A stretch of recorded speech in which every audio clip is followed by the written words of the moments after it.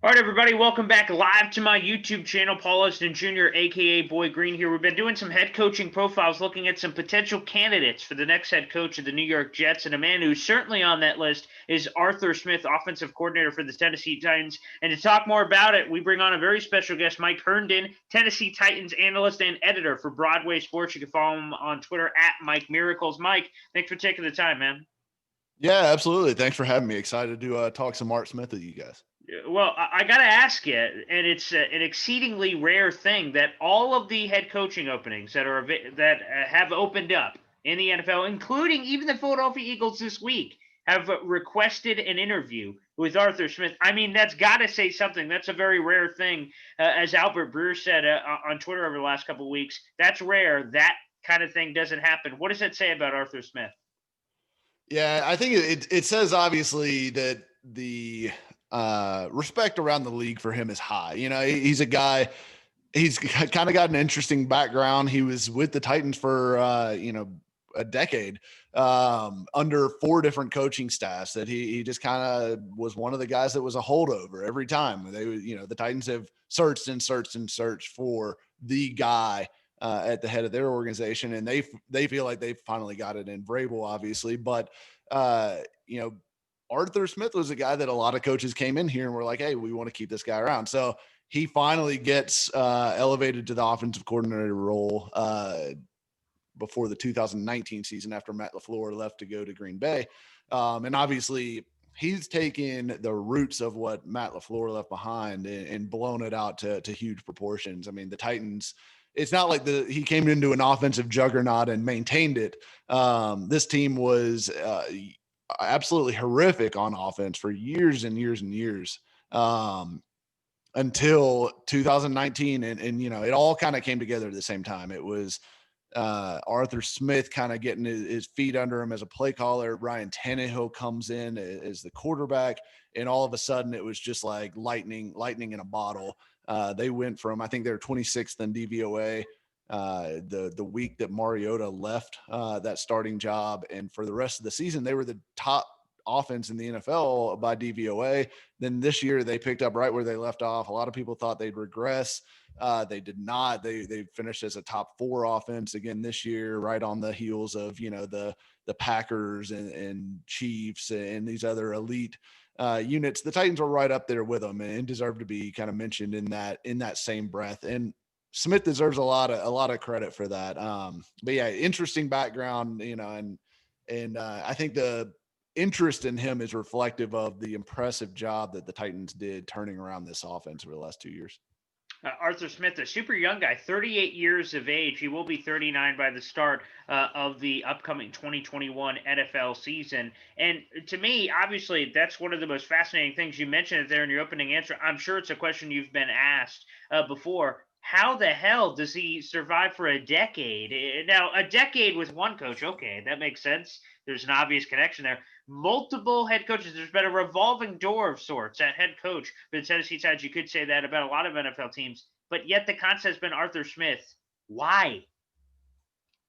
I think it's a lot of things, but if you go back and Dave McGinnis, who's now the color commentator for Titans Radio here in Nashville, he was on the staff actually that Arthur Smith originally came into. So he's got a lot of great insights into Arthur Smith, but he talks frequently about when Arthur Smith came in, and he originally started as actually a quality control coach on the defensive side of the ball. And they had him, he started to get to where he'd put together reports for different position coaches, different coordinators on each side of the ball. He switched to the offensive side, I think, after year one. But what stood out to Dave McGinnis, he's told this story many times here, is Arthur Smith was always extremely detailed. Anything that he would put together would be extremely detailed. And then his presentation was just really, one of the underrated, a lot of people get caught up in the play calling and things like that. One of the underrated aspects to coaching and being a coordinator and being an elite coordinator is your ability to teach, right? So your ability to communicate your ideas and what you want that offense to look like to your players effectively in a way that they understand it, in a way that makes sense to where they can still play fast on Sundays and they're not sitting there thinking about, you can overcomplicate an NFL offense. A lot of people, a lot of these, genius coordinators love to show off how smart they are and really, make things more complicated than they need to be. There's nothing terribly complex about what the Titans did offensively. They were very, very good at what they did. Everybody knew what was coming. The difficulty was stopping it because it was layered and it was smart the way they put it together, and the fact that everything was built off of something else. Everything was a counter to something else. Even their just bread and butter outside zone runs, which they ran, 100 times, in short periods of time. They would have that, and then they come off with the play action boot game, and then they come off with the play action shot game. There's so much that they build off of it, and then they build other runs off of that run. So they really did a nice job of layering in concepts that fit well together and then just running those concepts to death very effectively. So he's a very detailed guy. He's a humble guy. The players love him. He's very popular in the locker room. In fact, and I'm not sure if you're aware of this, but he's the son of Fred Smith, the CEO and owner of FedEx. And so he comes from a literal billionaire family. But he his players, and Delaney Walker actually brought this up on the Bussin' with the Boys podcast, which I'd highly recommend people going back and listening to some of their episodes. They had Delaney Walker on, who obviously played for Art Smith. He was the tight ends coach here while Walker was kind of in his heyday. And then also they had Arthur Smith on their podcast too, which would be a good listen for Jets fans that are interested. But Delaney Walker said he was with Arthur Smith for years and had no idea who his father was. It wasn't until someone else brought it up to him and said, "Hey, that's the son of FedEx's owner, right?" And he was like, "What are you talking about, Arthur?" So he's not a guy that carries himself in that way. He's humble. He's worked his way up. He's never gotten a handout for anything. He's a guy. He's very admirable character guy, very admirable the way he carries himself. And that's been consistent throughout his entire time with the Titans organization. I did not know that. That is like fascinating, and really there just seems to be Arthur Smith just seems to be a very interesting guy. There's a lot of fascinating things about him, and something that I don't think is as fascinating is that the New York Jets, started the season 0-13, and because of that, over the last couple of months, I've brought on a variety of NFL insiders to kind of look at who some of the potential candidates could be. Arthur Smith, was a very hot name at the beginning of the year to potentially be a guy that will be in the mix. And obviously, as we've already talked about, he certainly has been that. So I guess my question is, a couple of the NFL people I talked to said, yeah, Arthur Smith is great, but I still think he's a year or two away from getting that head coaching gig. Is he ready for that opportunity? I think he probably is. The question to me with Arthur Smith, as far as a head coaching opportunity, is what kind of staff can you build? He's obviously been around several different staffs in Tennessee, but frankly, I don't know that he's going to want to pull a ton off of the Mike Mularkey staffs that the Titans had here, which were notoriously filled with old guys who weren't ambitious and didn't really want other jobs. Mularkey was weird about he didn't want to have to constantly be worried about a guy trying to take the next job. So he surrounded himself with guys like Dick LeBeau, who was kind of at the end of his run, guys like Terry Robisky, who really was, his shot at being a head coach had already really sailed by that point in his career. So Mularkey staff, I don't know that gives him a ton of opportunity for bright young coaches to bring along with him to kind of fill out that staff underneath him. Going back, Wisenhunt was the guy before that. You're looking at guys like Dowell Loggins and people like Jason Michael who were on that staff. It's not a great name. Jerry Gray, I think, was one of the defensive coordinators. There's not a lot of guys that he's crossed paths with that I would say I would highly recommend. And as far as a defensive coordinator, which would probably be his most important hire, considering he'll most likely control a lot of what happens on the offensive side of the ball. Defensive coordinator, the Titans defense was absolutely dreadful this year. I mean, they finished 29th in DVOA. They were the unit that was holding this team back from really getting to higher levels than they did. Obviously, the playoff game notwithstanding, they actually stepped up to the plate finally in the postseason. But there's not a defensive coach on the staff that I'd be thrilled with him bringing as a defensive coordinator. So I don't know what his connections look like around the league, whether he'll have, a deep bench of staff members to be able to fill out a complete coaching staff. Because the more I've been around, kind of following the Titans specifically and just, the NFL in general, I think the guys that you put underneath a head coach are critical. The position coaches, the coordinators, everything. I think all those guys matter. And I think his inability to fill out a staff is probably one of the things that I'd be most concerned about with him. I don't think him personally, I think he's ready. I think personality wise, experience wise, everything like that. I think he's ready to go. I just don't know about building a staff and handling that side of the thing. Let me ask you this. We've been gauging fans on candidates, so we've been talking to experts from the candidates that the Jets have formally requested or have already done interviews with, and just gauge fans, what would you think of this guy? What would you think of this guy? And one of the complaints, so to speak, that we got over the last couple of months, because again, we knew this was coming, unfortunately, for a while, is a lot of people said, okay, he's the offensive guy, but yeah, that Derrick Henry guy is pretty good. Let's go back to you were kind of already talking about it again, that he didn't take over this Kansas City Patrick Mahomes like offense. Said, yep, let's keep this baby rolling. Like, he did some things here, but to quell those fans that are like, Derrick Henry, yeah, how hard can that be? Give it to him. Give him the gospel here. Yeah, so it's funny. Derrick Henry now, we've kind of retconned his entire career at this point because he's been such a monster these last two seasons. But if you go back to even 2018, which is not very long ago, Derrick Henry was the 1B in a 1A, 1B backfield with Dion Lewis.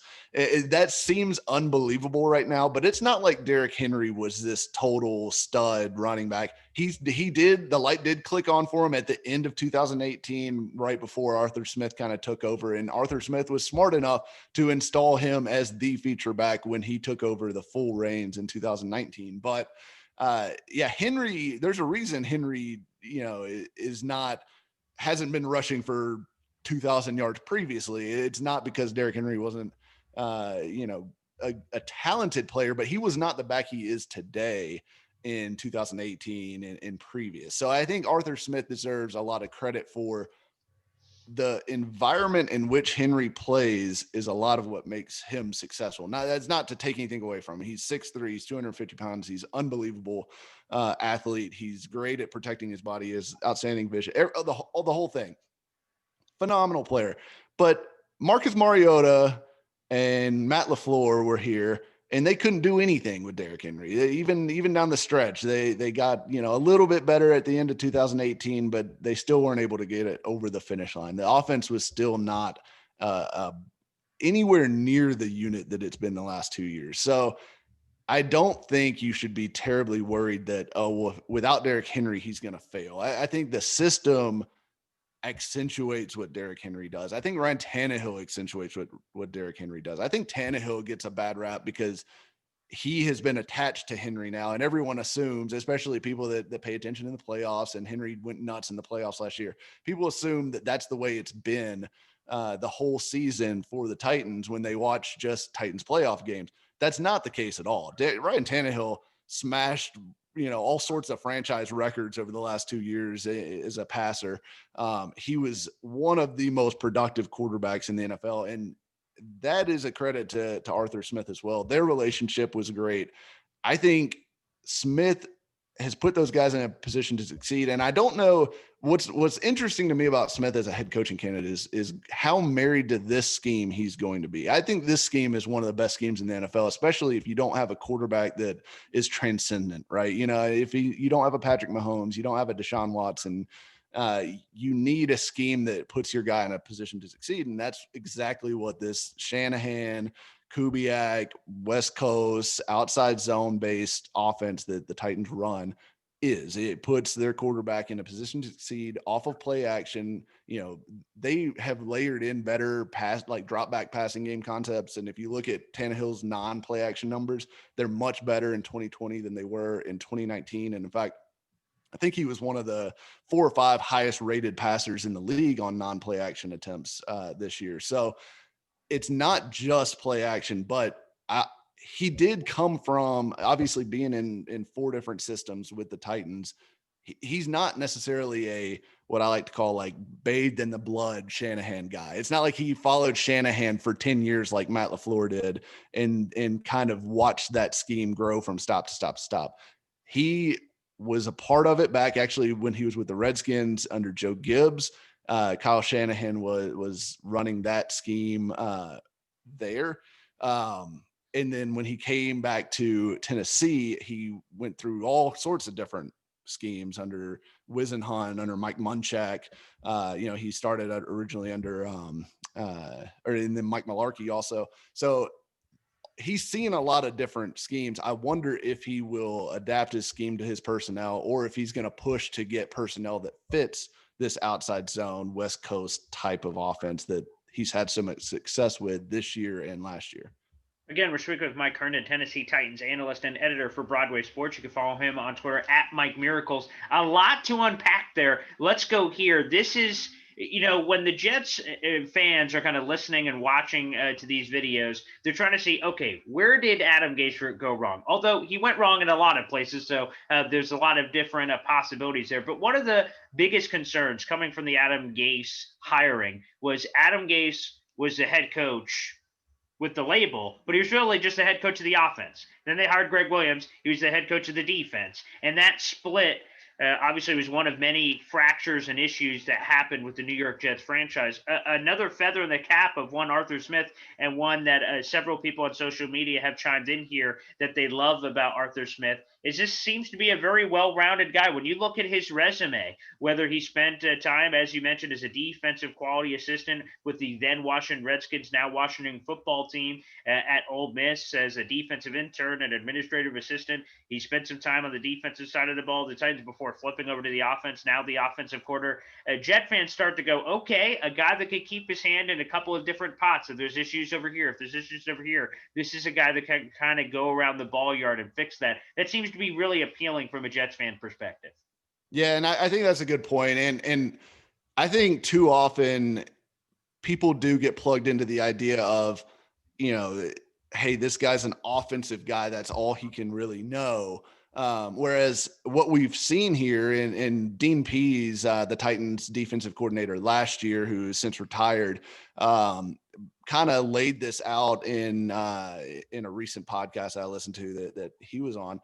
He mentioned that Vrabel, like Bill Belichick, spent a lot of time with the Titans offense. And that's something that you could actually see at practices too. That Vrabel bounced from position to position to position, and he empowered his coordinators, to kind of run the show, but he was going to have input everywhere. It was not going to be, hey, I'm over here with the defense and you go over there with the offense and we'll figure it out, piece it together on game day.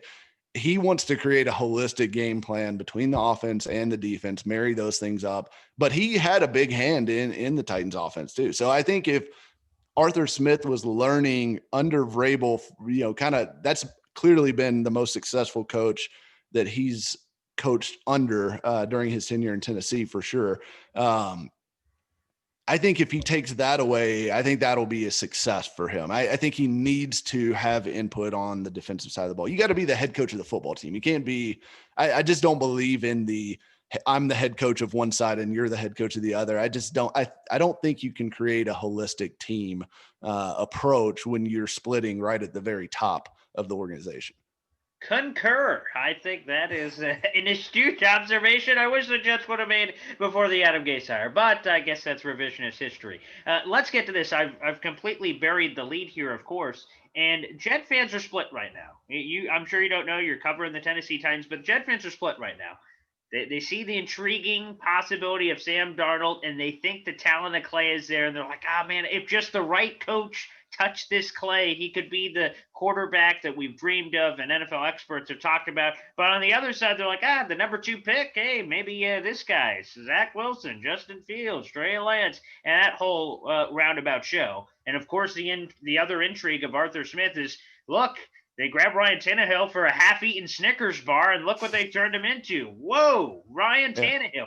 The Sam Darnold truthers in the Jets fan base say, man, look at Ryan Tannehill. That guy got away from Adam Gase, and ba-boom, look at this.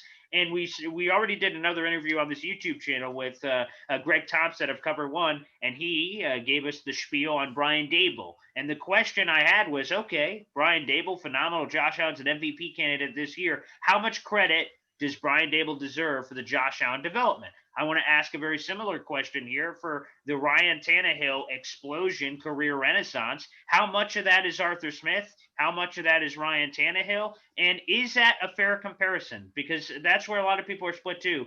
Can Sam Darnold be a Ryan Tannehill like or not because of his previous success with Miami? Seems to be a little bit better than what Sam Darnold has done in his first handful of years.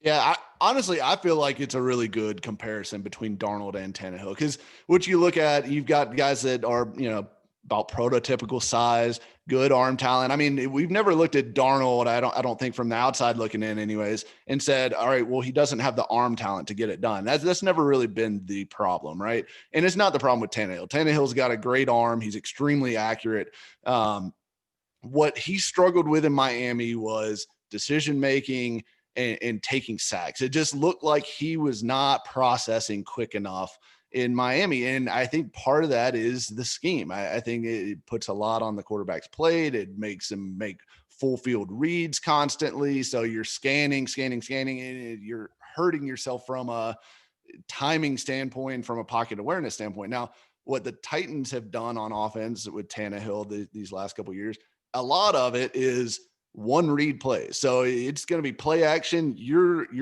hitting the back of your drop, turning around, and you're looking for the safety. And as soon as you see the safety, if he's up, you're going deep. If he's back, you're coming underneath and hitting the crosser. So it's simple. It's simple reads. And that's not to say that Tannehill or Darnold can't master a full field read offense, but it's difficult. That is very difficult way to go about playing quarterback. Some guys can do it. Other guys are going to struggle a little bit. So I don't think you have to be a full field read, a guy that, can just sit there and drop back and empty and scan the field and pick you apart. I don't think you have to be that in this offense. I think they do a good job of simplifying, letting the quarterback's physical talents take over. And that's Tannehill was always physically talented. He's got, a little bit of the run ability as well. And I think Darnold's a good enough athlete that he can hold people honest. You don't have to be Michael Vick or Lamar Jackson. You just have to be enough of an athlete to hold the backside defensive end honest with a naked boot every now and then, or be able to run. One of the Titans' most successful red zone plays here this year has been just a little zone read keeper with Tannehill out of shotgun where everyone follows Henry, obviously, and Tannehill just keeps it and rolls in. He had 7 rushing touchdowns this year, almost all of them off of that play. So that ability, I think Darnold's got that. He's got plenty of athleticism to be able to do that. I really do think this system would be great for Darnold. Now, whether it could be greater for a Zach Wilson or a Fields or whatever, maybe. But I think there's some projection that goes along with those guys. I mean, Lawrence is obviously probably going to Jacksonville, but it's so hard with these rookie quarterbacks coming in. Most analysts thought Darnold was the can't miss guy out of the class in 2017, was it? 2018. 2018. Yeah. I'm sorry. So a lot of analysts thought Darnold was the can't miss guy. I mean, everyone else was riskier, Allen and Baker and everybody else. There was these bigger drawbacks with all those guys. And Darnold was a lot of times the cleanest prospect. So I really think Darnold could do really well in an Arthur Smith offense. And it comes down to, do you have the offensive line that can protect and hold up on, because they are going to run a lot of play action, and that's going to require a lot more, long pass protection. It's also going to require, you got to have some sort of running game. You don't have to have Derrick Henry. You don't have to have a 2,000-yard rusher on the roster, but you've got to have some running game to be able to really put some teeth into that play action attack. So I think as long as you can build around Darnold and build around the scheme, I think there's every chance that you could see Darnold turn into Ryan Tannehill 2.0 in New York if they do bring in Arthur Smith and kind of build that offense out around him. And again, I'd love to get more run out of this shirt. Hey Darnold, my fantasy football team from a couple years ago. So that would be great as well. It's the little things in life. One more before we get you Absolutely. out of here, Mike. And it's a joke among the Jets fan base when Arthur Smith's name is brought up. They do like the Thanos thing, balance in the universe in terms of the ratio of the run to the pass. And wow, perfect balance. This is the perfect offense. Look at this. He doesn't lean any which way. Which again, the perception of someone just watching a playoff game, oh, Derrick Henry, always going to run the ball 75 times, phenomenal. That's what you do. But again, Ryan Tannehill, for some reason, doesn't get that respect. Is that so? I've seen the joke among the Jets fan base. Is that real? Is that who Arthur Smith is at his base? That it is a hey 50-50, run and pass. You never know what's going to hit you. Yeah, absolutely. It is very much about balance and I guess it's kind of a double-edged sword, right? So the Titans have notoriously remained balanced. And I always think it's funny when analysts, because a lot of analysts talking about the Titans, especially, once you get into big games at the end of the season, they say, oh, well, if team X, Y, or Z gets way up on the Titans are toast. There's no chance that they're going to be able to come back. It's not true at all. I mean, Ryan Tannehill actually leads the NFL going back to the start of 2019 in fourth quarter comebacks and game winning drives. So they've been able to come from behind when they need to, but they don't do it in a conventional fashion. They don't get panicked and throw the ball every time. They continue to run their offense. The offense really is about ruthless efficiency to me. It is, they get more yards per play than just about any team in the league. In fact, over the past 2 years, they have two of the top 30 performances in NFL history in yards per offensive play. And that's a testament to how efficient this offense can be when it is really clicking, and it is run and pass and run and pass and just back and forth. And they will play from behind. And it's funny, Henry, we joke about it all the time, but the Derrick Henry 2-minute offense is a real thing. They have had drives where they will give the ball to Derrick Henry in the 2-minute drill, and you can gash teams doing that, because a lot of teams will sit back in 2 minute and go, all right, well, here comes the pass. We're going to sit back in too high and play on our heels, not let anything behind us. Henry has carved teams up in 2 minute in recent years, just because they are willing to stick with the run in almost every situation. And so they stick with it all the way through the fourth quarter. They've run to come back on teams. It's fun to watch, because if you go back and watch the Titans Ravens game from earlier this season, uh, Ravens were up 21-10 in the second half of that game. And the Titans just continue to run the offense. They continue to run the ball. They continue to run the play action off of it. And they just slowly pounded their way back into that game. And they ended up winning in overtime, of course, with a long Derrick Henry run for to close things out. But yeah, it is very much about balance. And I would fully expect Arthur Smith to, be right on that, 50-50 run pass split balance, which, is going to make you one of the most run heavy teams in the NFL, given the way most people run their offenses today. But it works. I mean, it works for a lot of teams. It's not just the Titans. You look around the Vikings didn't have a very good year overall this year, but their offense has been pretty good under this system. And so they do this, the 49ers do this. The Ravens run a very different scheme, but they're even more run heavy than the Titans are. You can run the ball and still be successful in the modern NFL. That's one thing I think people kind of got away from in recent years. We got all so obsessed with the pass that, we forgot, hey, you can still run the ball and have a highly effective, highly efficient offense. And the Titans are one of the teams that are kind of at the forefront of proving that right now. I can see Rex Ryan in the ground and pound with his fist slowly just bumping out. And by the way, love that term, ruthless efficiency. I'm going to have to remember that one. That is phenomenal with Arthur Smith. Mike, before we get you out of here, of course, plug where any of the Jet fans can follow your work, and also look back at some old Arthur Smith tape and footage from a lot of what you guys do. Yeah, absolutely. So if you want some good breakdowns on what the Titans offense really looked like this season, BroadwaySportsMedia.com. You can go there. You can search. We've got all 22 reviews. We've got all sorts of analysis about the Titans offense. You can search, you can just put in Arthur Smith, or you can put in all 22 and kind of search for articles that way. But yeah, BroadwaySportsMedia.com. You can follow me on Twitter at Mike Miracles. So check me out there. I'll be probably focusing more towards Titans offseason stuff. But hey, if you've got a question about Arthur Smith, you want to know, feel free to hit me up on there. I try to respond to as many people as I can on the Twitter. So yeah, feel free to reach out. Thanks, man. Thanks for taking the time. Thanks for teaching Jet fans about Arthur Smith. I'm intrigued, and we'll see where this goes. I've already completed the first interview. We'll see what comes next. Thanks, man. Absolutely. Thank you.